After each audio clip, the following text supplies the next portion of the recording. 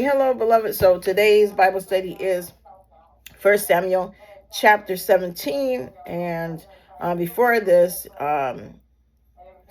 Samuel anointed David.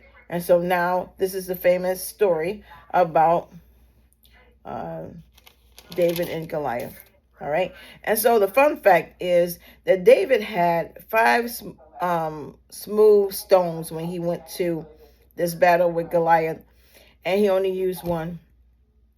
And so, how does that relate to us today? It means that when you are battling so many things, maybe you're only battling stress or fear or some kind of tough decision. But the point is, whatever the battle is, the battle literally is the Lord's. And David saw that, recognized that, and said, the battle was the Lord's. I'm not even going to put on the full armor. I'm going to take this stone, and it's going to be the Lord that's going to take this stone and kill this giant, because I believe in the Lord and he has defiled what the Lord is about, or he's defiling in the sight of God. So at the end of the day, the story relates to us that the battle is the Lord's, not us. So take your hands off of it, submit your life, ask God what to do, and just rest. Just rest.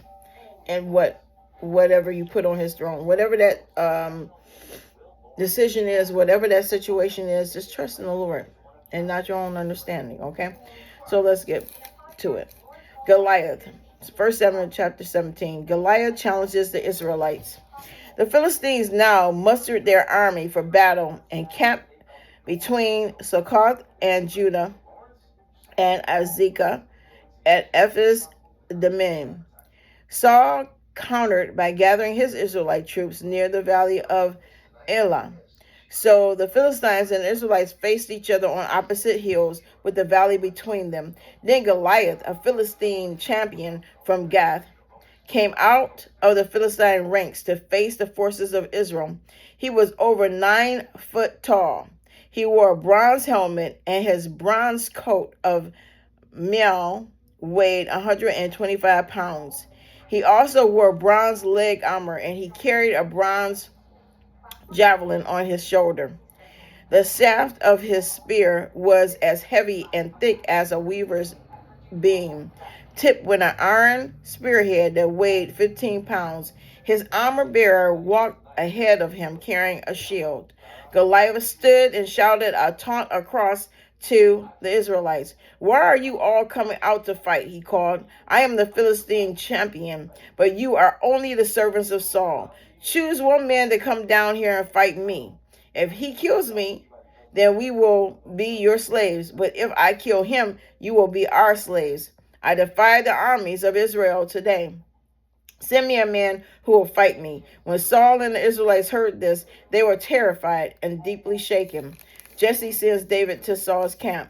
Now David was the son of a man named Jesse, an Ephrathite from Bethlehem in the land of Judah. Jesse was an old man at that time, and he had 8 sons. Jesse's 3 oldest sons, Eliab, Abinadab, or Benadab rather, and Shemiah, had already joined Saul's army to fight the Philistines. David was the youngest son. David's 3 oldest brothers stayed with Saul's army, but David went back and forth so he could help his father with the sheep in Bethlehem. For 40 days, every morning and evening, the Philistine champion strutted in front of the Israelite army. One day Jesse said to David, "Take this basket of roasted grain and these 10 loaves of bread, and carry them quickly to your brothers, and give them 10 cuts of cheese to their captain. See how your brothers are getting along, and bring back a report on how they are doing." David's brothers were with Saul and the Israelite army at the valley of Elah, fighting against the Philistines. So David left the sheep with another shepherd and set out early the next morning with the gifts as Jesse had directed him.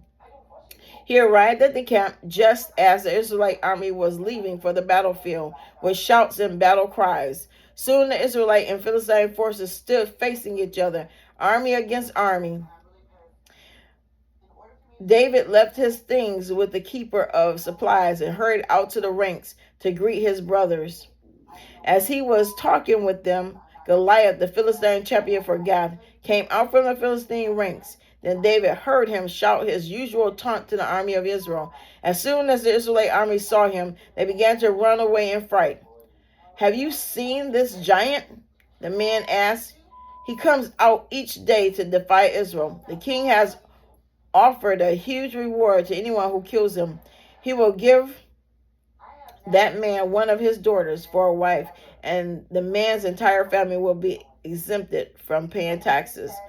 David asked the soldiers standing nearby, "What will a man get for killing this Philistine and ending his defiance of Israel? Who is this pagan Philistine anyway, that he is allowed to defy the armies of the living God?" And these men gave David the same reply. They said, "Yes, this is the reward for killing him." But when David's oldest brother, Eliab, heard David talking to the men, he was angry. "What are you doing around here anyway?" he demanded. "What about these few sheep you're supposed to be taking care of? I know about your pride and deceit. You just want to see the battle." "What have I done now?" David replied. "I was only asking a question." He walked over to some others and asked them the same thing and received the same answer. Then David's question was reported to King Saul, and the king sent for him. David kills Goliath. "Don't worry about the Philistine," David told Saul. "I'll go fight him." "Don't be ridiculous," Saul replied. "There's no way you can fight this Philistine and possibly win. You're only a boy, and he's been a man of war since his youth." But David persisted. "I have been taking care of my father's sheep and goats," he said. "When a lion or a bear comes to steal a lamb from the flock, I go after it with a club and rescue the lamb from his mouth. If the animal turns on me, I catch it by the jaw and club it to death. I have done this to both lions and bears, and I'll do it to this pagan Philistine too, for he has defiled the armies of the living God. The Lord who rescued me from the claws of the lion and the bear will rescue me from this Philistine." Saul finally considered. "All right, go ahead," he said, "and may the Lord be with you." Then Saul gave David his own armor, a bronze helmet and a coat of mail. David put it on, strapped the sword over it, and took a step or two to see what it was like, for he had never worn such things before. "I can't go in these," he protested to Saul. "I'm not used to them." So David took them off again. He picked up 5 smooth stones from the stream and put them in his shepherd's bag. Then, armed only with his shepherd's staff and sling, he started across the valley to fight the Philistine. Goliath walked out towards David with his shield bearer around ahead of him, sneering in contempt at this ruddy-faced boy. "Am I a dog," he roared at David, "that you come at me with a stick?" And he cursed David by the names of his gods. "Come over here. I'll give your flesh to the birds and wild animals," Goliath yelled. David replied to the Philistine, "You come to me with sword, spear, and javelin, but I come to you in the name of the Lord of heaven's armies, the God of armies of Israel, whom you have defiled. Today the Lord will conquer you, and I will kill you and cut off your head, and then I will give the dead bodies of your men to the birds and wild animals, and the whole world will know that there is a God in Israel. And everyone assembled here will know that the Lord rescues his people, but not with spear or sword. This is the Lord's battle, and he will give you to us." As Goliath moved closer to attack, David quickly ran out to him. Reaching into his shepherd's bag and taking out a stone, he hurled it with his sling and hit the Philistine in the forehead. The stone sunk into his head, and Goliath stumbled and fell face down on the ground. So David triumphed over the Philistine with only a sling and a stone, for he had no sword.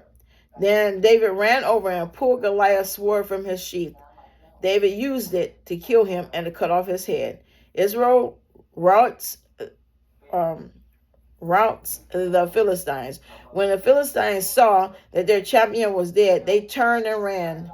Then the men of Israel and Judah gave a great shout of triumph and rushed after the Philistines, chasing them as far as Gath and the gates of Ekron. The bodies of the dead and the wounded Philistines were shown all through along the road from Saram as far as Gath and Ekron. Then the Israelite army returned and plundered the deserted Philistine camp. David took the Philistine's head to Jerusalem, but he stored the man's armor in his own tent. As Saul watched David go out to fight the Philistine, he asked Abner, the commander of his army, Abner, whose son is this young man? I really don't know, Abner declared. Well, find out who he is, the king told him. As soon as David returned from killing Goliath, Abner brought him to Saul with the Philistine's head still in his hand. Tell me about your father, young man, Saul said. And David replied, his name is Jesse, and we live in Bethlehem. Wow. So the point is that the battle is the Lord's. David went with the reverence for God, like none other, not having any fear about this gigantic man in full armor that could just step on him and put him to death. But he didn't do that. He went in, defending the name of the Lord and having faith in the Lord, resting him fully. So you can have courage by simply having faith. Matter of fact, your faith will make you get courageous. Just having faith in the Lord will help you build your strength to stand in the middle of the battle and let God tell you what to do and let him fight your battle fully.